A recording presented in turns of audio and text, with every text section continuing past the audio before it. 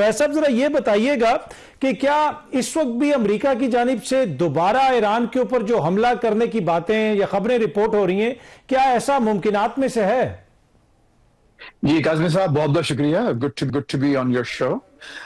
دیکھیے، اس کے دو اہم پہلو ہیں اس پورے معاملے کے. اگر آپ اس کا ایک صحیح انالیسز دیکھیں تو ایک طرف تو ایک وار کیبنٹ ہے، اور پھر ان کا ایک بہت ہی کلوز ایک سرکل ہے جو کہ ٹرمپ صاحب کو گھیرے ہوئے ہے. پھر اس کے بعد ان کے ساتھ ایک جو بڑی یہاں زائنسٹ لابی اور جو اسرائیلی لابی، خصوصاً نیتن یاہو کا جو اثر ہے ان کے اوپر وہ. اچھا، پھر اس کے ساتھ ساتھ اب جب آپ امریکن پبلک کی طرف آتے ہیں تو وہ تو بالکل ایک اوور ویلمنگلی جسے کہا جاتا ہے مور دین 2/3 وہ جنگ کے خلاف ہیں. اس وقت تمام سرویز یہی کہتے ہیں کہ امریکی عوام اس جنگ کے خلاف ہیں، اور یہ جنگ انتہائی غیر مقبول ہے. اور اس کی وجہ سے خود صدر ٹرمپ کی جو مقبولیت ہے وہ اپنے لوویسٹ پوائنٹ پر، یعنی تقریباً 34%، 33% کے درمیان اس وقت وہ موجود ہے. اچھا، اب کیا یہ چیزیں انپریسیڈنٹڈ ہیں کہ کبھی ایسی نہیں ہوا؟ دیکھیے، امریکہ میں کوئی بھی جنگ کبھی پاپولر نہیں رہی. ویتنام کی جنگ اٹھا لیجئے، کوریا کی جنگ اٹھا لیجئے، اس کے بعد عراق وار، افغان وار، ہمیشہ امریکی عوام نے ان جنگوں کی مخالفت کی ہے، اکثریت نے. ویتنام کا تو ہم جانتے ہیں کہ کتنے بڑے بڑے مظاہرے ہوتے تھے یہاں. تو یہاں پر بھی وہی سلسلہ ہے، اور اس وقت ایڈمنسٹریشن کی تھنکنگ یہ ہے، ٹھیک ہے پبلک ہمارے خلاف ہے، لیکن ہم نے جو ایک کام شروع کیا ہے، غلط یا صحیح، وہ تو خیر اس کو نہیں مانتے کہ غلط ہے، وہ یہ کہتے ہیں کہ ہم نے بالکل صحیح کیا. اب ہم کو اس کو ایک اختتام تک، ایک ایسے نقطے تک لے جانا ہے جہاں ہم اس کو، وہ جو کہا جاتا ہے یہاں پر کہ لیٹس فنش دا جاب. اب اس کی کاسٹ کیا ہے، ٹھیک. ان کی ٹائم لائن کیا ہے، یہ دیکھنا ہے کہ امریکی عوام میں اتنی سکت ہے، امریکی معیشت میں اتنا زور ہے کہ وہ یہ سب جو بڑے بڑے شاکس ہیں وہ برداشت کر سکتا ہے. تو جواب ہے یس، ایسی بات ہے کہ امریکی عوام اور امریکی معیشت اس سے پہلے بھی بڑے بڑے بحرانوں سے گزر چکی ہے، اور 2-3 سال میں پھر معاملات یہاں صحیح ہو جاتے ہیں. تیسرا سوال اس میں یہ ہے کہ کیا ریپبلکن پارٹی اور صدر ٹرمپ اس جنگ کے اثرات سے اپنے آپ کو نکال پائیں گے؟ تو وہ ایک بہت بڑا سوال ہے، اور اس کا جواب میں یہ دیتا ہوں کہ اس ریپبلکن پارٹی کے لیے شارٹ ٹرم میں، اور صدر ٹرمپ کے لیے جو ان کی لیگیسی ہے، جن کی پریزیڈنسی ہے، صدارت، اس کے لیے بہت زیادہ خطرات موجود ہیں. اور اس کی وجہ ٹھیک. یہ ہے کہ جو نومبر میں جو مڈ ٹرم الیکشنز آ رہے ہیں، اس میں موسٹ لائکلی اس جنگ کی وجہ سے ریپبلکن پارٹی کانگریس میں اپنی اکثریت ٹھیک ہے. کھو دے گی، اور اس کی اچھا، وجہ سے ٹرمپ ٹھیک ہے صاحب فیض صاحب، تیسری جس طرح بار آپ نے بھی امپیچ ہو سکتے فرمایا کہ وہاں پہ بھی ڈیفرنٹ لابیز ہیں. اوبیسلی ہر ایڈمنسٹریشن کے اندر مختلف سوچ کے لوگ ہوتے ہیں، ہاکس بھی ہیں، کچھ چاہتے ہیں کہ چیزیں بہتر ہوں. آپ کو لگتا ہے کہ اس وقت وہ ایپیٹائٹ آپ کو نظر آ رہی ہے کہ ایڈمنسٹریشن چاہتی ہے کہ ایک معاہدہ ہو جائے اور بات چیت سے معاملے کو حل کر دیا جائے؟ کیا وہ والی سائیڈ آپ کو حاوی نظر آ رہی ہے، یا معاملے کو طول دیا جائے، ایران کے اوپر دوبارہ حملہ کیا جائے، وہ والی سائیڈ اس وقت آپ کو زیادہ حاوی نظر آ رہی ہے؟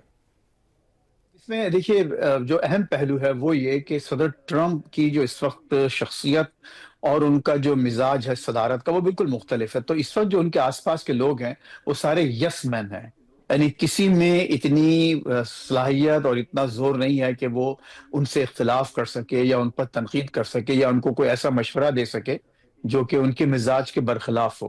اور آپ نے دیکھا کہ جن لوگوں نے بھی، خصوصاً جو ملٹری لیڈرز ہیں جنہوں نے ایسی کوشش کی، ان کو فارغ کر دیا گیا. کوئی 30 کے قریب سینئر ملٹری لیڈرز جو ہیں پچھلے چند دنوں میں فارغ کیے گئے ہیں. تو یہ بہت بڑی بات ہے. تو یہ توقع رکھنا کہ صدر ٹرمپ کو کوئی ان کی کابینہ یا ان کے آس پاس کے لوگ ان کے مزاج کے اور ان کے اپنے پلان منصوبے کے برخلاف کوئی مشورہ دے رہے ہوں، وہ تو ابس ہے، یعنی ایسی کوئی بات نہیں ہو رہی. ہاں، البتہ یہ ضرور ہے کہ یہاں پر چونکہ ڈیموکریٹک پارٹی بھی ایک بڑی اسٹرانگ پوزیشن میں ہے، ابھی بھی ان کے پاس بے پناہ تعداد ہے کانگریس میں، دونوں ایوانوں میں، تو وہاں سے آپ کو ضرور کچھ نظر آ رہا ہے.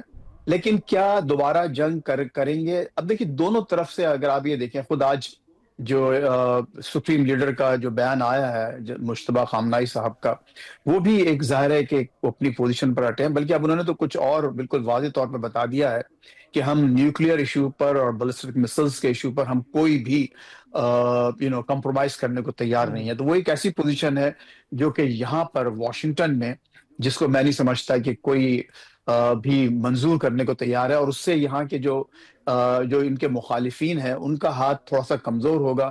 اور جو ایک جنگجو جو جم کا جو ڈرم بجانے والے لوگ ہیں تو وہ مضبوط ہوں گے کہ دیکھیے ہم تو یہ کہہ رہے تھے کہ یہ تو کچھ ماننے کو جی تیار نہیں، اور ظاہر ہے نیوکلیر ویپنس کی ان کی ایمبیشن ضرور موجود ہیں، اور یہی ان کا اس وقت سیلنگ پوائنٹ ہے۔ بلکہ اگر آپ نے ابھی وہ جو پیٹ ہیگسیٹ کی جو بریفنگ رہی ہے ہیئرنگ کانگریس میں، تو اس میں انہوں نے بار بار یہاں بات لے کے آئے کہ ہم ان کی ایمبیشنز کو بیسیکلی ختم کرنا چاہتے ہیں تاکہ وہاں پر کوئی ایسا بالکل بھی امکان بالکل، نہ رہے نیوکلیر یہ ویپنس کے فیصل میں حوالے سے۔ یہی پوچھنا چاہ رہا تھا آپ سے کہ یہ جو بریفنگ ہوئی وہاں پہ جو کوسچننگ ہوئی، آبویسلی ایک طرف جنگ بھی لگی ہوئی اور بڑے سخت قسم کے کوسچن، یہاں تک کہ صدر ٹرمپ کی جو مینٹل سٹیٹ ہے اس کے اوپر بھی کوسچنز ہو گئے۔ آبویسلی پاکستان کے اندر جو بہت سارے لوگ بیٹھے ہوئے دیکھتے ہیں ان کو یہ چیزیں بڑی ایک طرح سے اچنبھا بھی ان کو ہوتا ہے، تو یہ کس حد تک ایک غیر معمولی صورتحال ہے، یا امریکی جو عوامی نمائندگان میں عوامی نمائندے ہیں وہ حکومتوں سے اسی قسم کے سوالات کرتے ہیں؟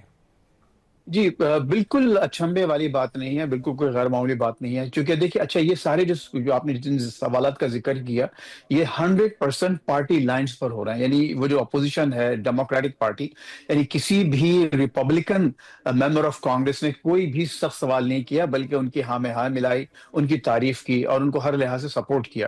یہ صرف اور صرف ڈیموکریٹک جو ممبرز تھے انہوں نے ایسے سوالات کیے، جو کہ بالکل ایسی کئی ہر ایڈمنسٹریشن میں ہر ایک کے ساتھ ایسی ہوتا ہے کہ جب بھی ان کو بلایا جاتا ہے، کلنٹن کو لے لیجئے، بش کو لے لیجئے، اوباما کو لے لیں، ہر ایک کے ساتھ ہر ایڈمنسٹریشن میں مخالف پارٹی ایسے سوالات کرتی ہے، تو اس میں زیادہ بہت اس کو مطلب جیسے کہا جاتا ہے there is no reason to read too much into it۔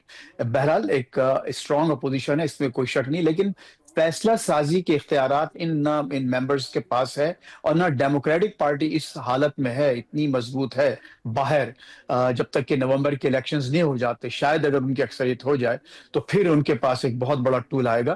اس سے پہلے وہ جی فیصلہ سازی میں بالکل شامل نہیں ہے، پورا کا پورا فیصلہ جو ہوگا جنگ دوبارہ شروع کرنے کا، وہ ٹرمپ کی جو وار کیبنٹ ہے، جو قریب ترین ساتھی ہیں، وہی کریں گے۔ اور جیسے کہ میں نے عرض کیا کہ ظاہر ہے اس پہ جو ان کی ٹھیک جو پرو وار لابیز ہیں ان کا بہت بڑا اثر ہوگا۔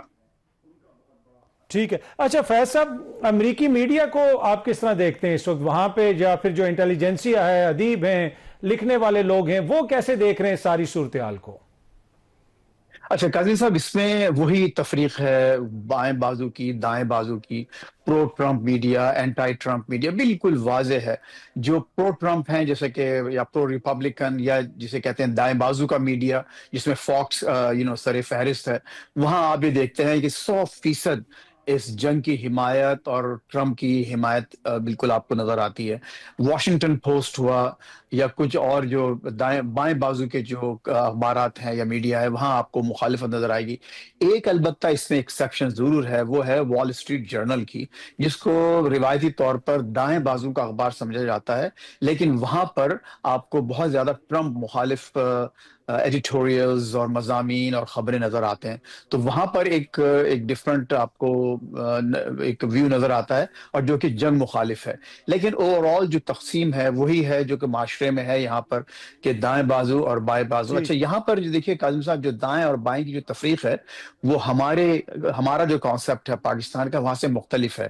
ہمارے پاس دائیں بازو جو ہے وہ سمجھا جاتا ہے کہ جو پرو رشیا یا کمیونسٹ ہوں یا سوشلسٹ ہوں تو وہ بائیں بازو کے ہیں، یہاں ایسا نہیں ہے۔ بائیں بازو اور دائیں بازو کا مسئلہ یہ ہے کہ یہاں پر اینٹائی وار اور پرو لبرل اکنامک پالیسیز وغیرہ وغیرہ، ظاہر ہے وہ اس وقت نہیں ہے کہ بحث میں جایا جائے، لیکن جیسے کہ آپ نے جی سوال کیا جی جی تو اس کا جواب یہی ہے کہ جو تفریق بالکل واضح ہے کہ جو پرو ٹرمپ اور اینٹائی ٹرمپ میں۔ ٹھیک ہے۔